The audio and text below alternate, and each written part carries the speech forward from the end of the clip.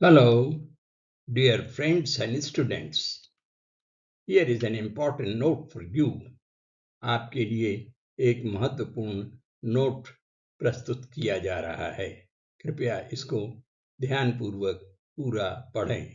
धन्यवाद।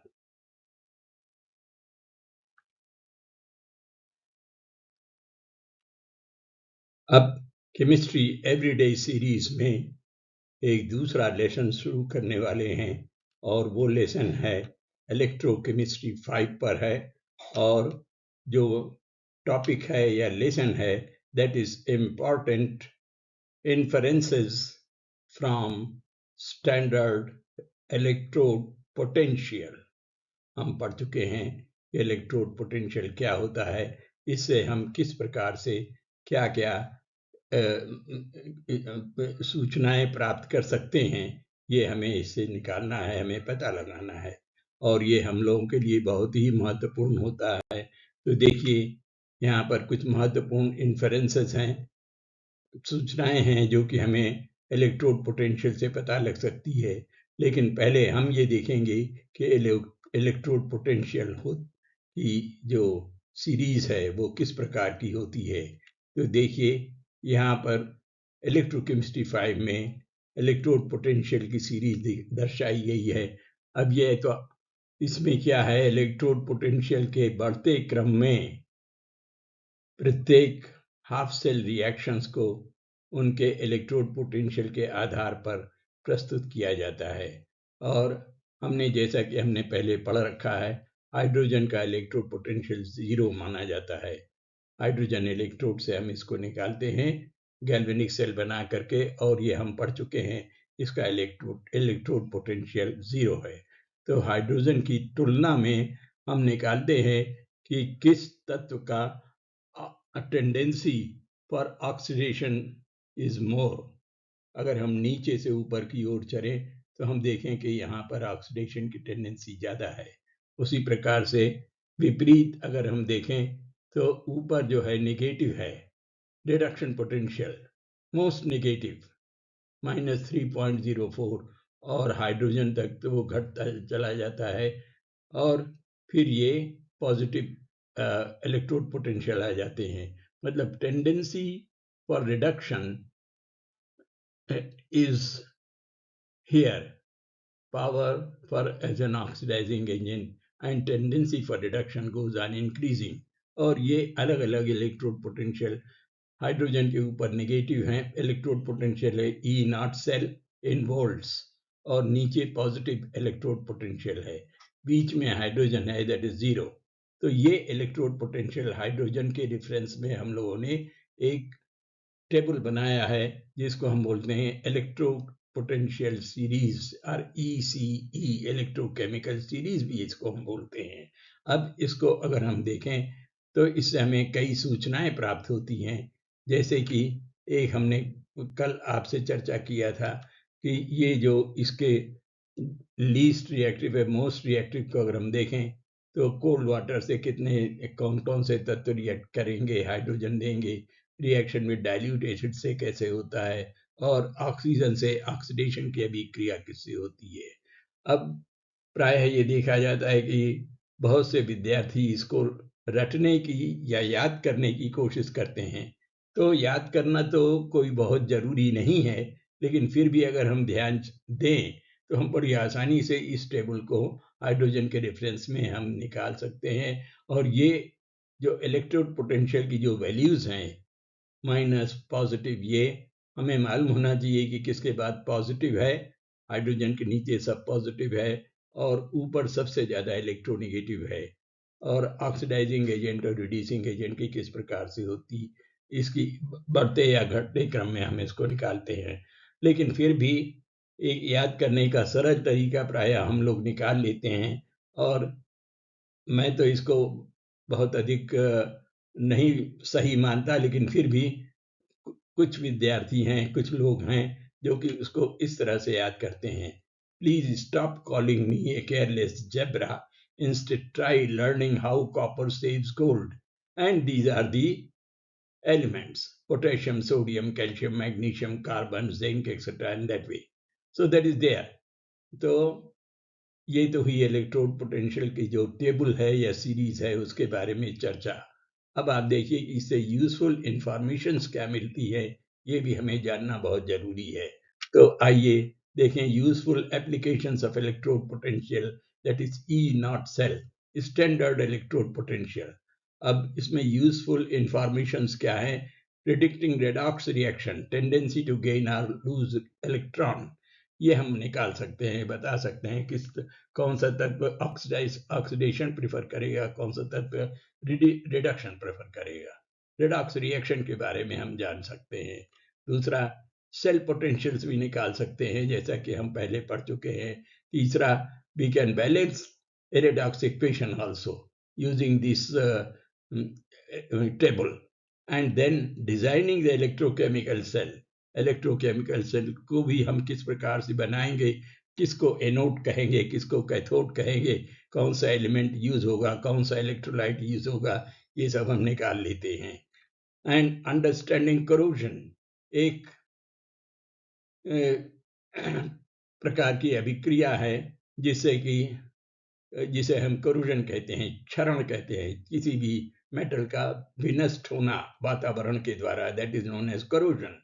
जैसे आपने देखा होगा लोहे या आयरन के ऊपर जंक लग जाता है बड़ी आसानी से, and iron is converted to iron oxide, hydrated oxide of iron, भूरा भूरा जंक ऐसा लगता है, that is known as corrosion. इसके बारे में तो हम और डिटेल आगे पढ़ेंगे। Then next is organizing electrode materials in electromotive force series. Electrode material को हमने सीरीज तो अभी पढ़ा है, उस प्रकार से कैसा हमने अरेंज किया है ये हमने पता लगाया। और then identification of spontaneous reaction, हम ये भी बता सकते हैं कौन सा रिएक्शन ये स्पॉन्टेनियस है और कैसे हम पहचानेंगे उसको। Displacement of one element from another element, ये भी हम निकाल सकते हैं कि एक कौन सा तत्व दूसरे तत्व को उसके सॉल्यूशन से डिस्प्लेस करेगा, अलग करेगा। And finally, conditions when hydrogen gas can be liberated bye a metal. तो ये 9 पॉइंट्स हैं, कुछ और भी हो सकते हैं। इस प्रकार से ये इंपॉर्टेंट इंफॉर्मेशन हैं जो कि हमको इलेक्ट्रोड पोटेंशियल सीरीज से पता लगती है। अब आइए देखें एक एक के बारे में, प्रत्येक के बारे में अलग अलग चर्चा या नोट्स मैं आपको दे रहा हूं, इसमें आप कृपया ध्यान से पढ़ें और इसको समझें। Strong reducing agents highly negative electrode potential वाले होते हैं, जैसे लिथियम, सोडियम एक्सेट्रा।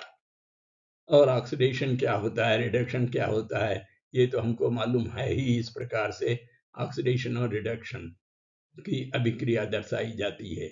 इसके बाद दूसरा है determination of cell potential. Cell potential हम किस प्रकार से निकाल सकते हैं, और ये एक फिर से वही चार्ट है, इलेक्ट्रोकेमिकल सीरीज है, जो कि इलेक्ट्रोड पोटेंशियल पर डिपेंड करता है, कौन सा पॉजिटिव है, कौन सा नेगेटिव है, एंड स्ट्रॉन्गर ऑक्सीडाइजिंग एजेंट क्या है, और weaker reducing, stronger reducing agent क्या है। इस प्रकार से हम निकाल सकते हैं इलेक्ट्रोकेमिकल सीरीज से या इलेक्ट्रो पोटेंशियल के टेबल से। अब आप देखिए एक पॉइंट और है, how to design electrochemical cells. Electrochemical cell हमको मालूम है क्या होता है, और इसमें हम किस तत्व को या किस एलिमेंट को या मेटल को हम एनोड बनाएंगे, किसको कैथोड बनाएंगे, इसकी जानकारी हमको होना चाहिए। और उसके आधार पर हम सुटेबल सॉल्ट ब्रिज और इलेक्ट्रोलाइट को यूज करते हुए हम इलेक्ट्रोकेमिकल सेल की डिजाइन कर सकते हैं, उसकी प्लानिंग कर सकते हैं, और उसी के अनुसार प्रॉपर सॉल्ट ब्रिज यूज करते हुए हम उसको बना सकते हैं। ये देखिए वही सारे पॉइंट्स जो मैं आपको बता रहा हूँ, this is all being provided here for your reference. कृपया इसको ध्यानपूर्वक समझें, पढ़ें, जिससे कि हम इस पर आधारित कई सवाल जो कि हमको मिलेंगे अपने प्रश्न पत्र में, उसको हम सॉल्व कर सकें। अब आप देखिए दूसरा है पॉइंट, और वो पॉइंट है करोजन क्या होता है। ये मैं आपको पहले ही बता चुका हूँ। Standard electrode potentials play a vital role in understanding and preventing corrosion processes. Metal जो कि more negative standard electrode potential होता है, वो आसानी से कोरोड हो जाता है, उनके ऊपर क्षरण की प्रतिक्रिया जल्दी होती है, and they have greater tendency to undergo oxidation.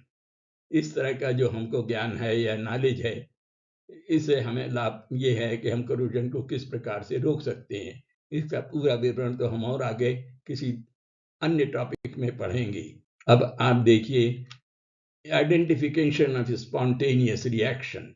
Spontaneous reaction, त्वरित होने वाली, स्वतः होने वाली अभिक्रिया को स्पॉन्टेनियस रिएक्शन करते हैं। उसको हम किस प्रकार से पहचान सकते हैं? वो ई नॉट सेल, जिसको कि इस सूत्र से हम निकालते हैं, E naught cell is equal to E naught cathode minus E naught anode electrolytic cell में। Naught means under standard conditions. तो ये सूत्र को यूज करते हुए अगर ये हम निकाल सकते हैं, the cell acts as a galvanic cell generating electricity. अब किस प्रकार से हम निकालेंगे उसका विवरण देखिए, यहाँ पर ये है। यही फार्मूला यूज करते हुए हम निकाल सकते हैं। और G, delta G, free energy से भी इसका एक रिलेशन होता है स्पॉन्टेनियस रिएक्शन का, that delta G naught is equal to minus N F E naught cell. अगर वो ई नॉट सेल पॉजिटिव है तो डेल्टा जी नेगेटिव होगा और वो एक स्पॉन्टेनियस रिएक्शन होगा। तो इस प्रकार से ये जानकारी हमारे लिए बहुत महत्वपूर्ण है, जो कि हम इलेक्ट्रोड पोटेंशियल के टेबल से हम निकाल लेते हैं या इलेक्ट्रोकेमिकल सीरीज से निकालते हैं। और इतना ही नहीं, इससे हम के भी निकाल सकते हैं, equilibrium constant. The equilibrium constant of a cell reaction is also derived। एक सूत्र होता है that delta G, that is free energy change under standard condition, is equal to minus RT natural logarithm K, exponential logarithm। और natural logarithm जब change करेंगे तो इसको 2.303 से मल्टीप्लाई कर देते हैं। So that is there. And then predicting displacement reactions, एक मेटल दूसरे मेटल को हटा सकता है उसके सॉल्ट सॉल्यूशन से। अब वो भी इसी तरह से हम निकाल सकते हैं। A metal with more negative lower electrode potential can displace a metal with a more positive higher electrode potential। Zinc से कॉपर सल्फेट सॉल्यूशन से कॉपर को डिस्प्लेस कर सकते हैं। और इसी प्रकार से यहाँ पर आयरन का भी है कि फेरस सल्फेट सॉल्यूशन से हम कॉपर को डिस्प्लेस कर सकते हैं। So that is there. और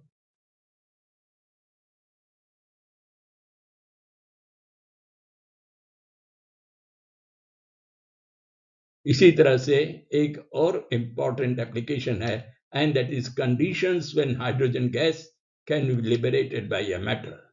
Metal with negative standard electrode potential that is placed above hydrogen in the electrochemical series can easily give out hydrogen ions, proton, in acidic release in hydrogen gas। Metals with positive standard electrode potentials are copper, silver, gold हैं, लेकिन copper silver gold तो inactive हैं, ये जल्दी नहीं बनाते hydrogen. So that is there. और अब इसके बाद मैं आपको ये जरूर बताना चाहूँगा कि अगला टॉपिक हमारे केमिस्ट्री एवरीडे सीरीज में कौन सा है और हम क्या पढ़ेंगे। तो coming up next, the topic is what is known as Nernst equation. बहुत इंपॉर्टेंट टॉपिक है, कृपया इसके लिए वेट करें, इंतजार करें, और हम बहुत जल्दी नन्स्ट इक्वेशन के बारे में भी बात करेंगे। Okay, thank you. I suppose you will definitely subscribe and share to your friends.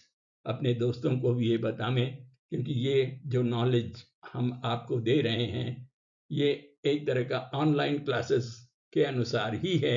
यद्यपि आप हमारे सामने नहीं हैं, लेकिन मैं मान रहा हूँ कि आपको मैं उसी तरह से पढ़ा रहा हूँ या समझा रहा हूँ जैसे कि आप हमारे सामने बैठे हैं। Okay, thank you. कृपया ध्यानपूर्वक अंत तक इस वीडियो को देखें, जिससे कि आप लाभान्वित हों। Thank you very much again.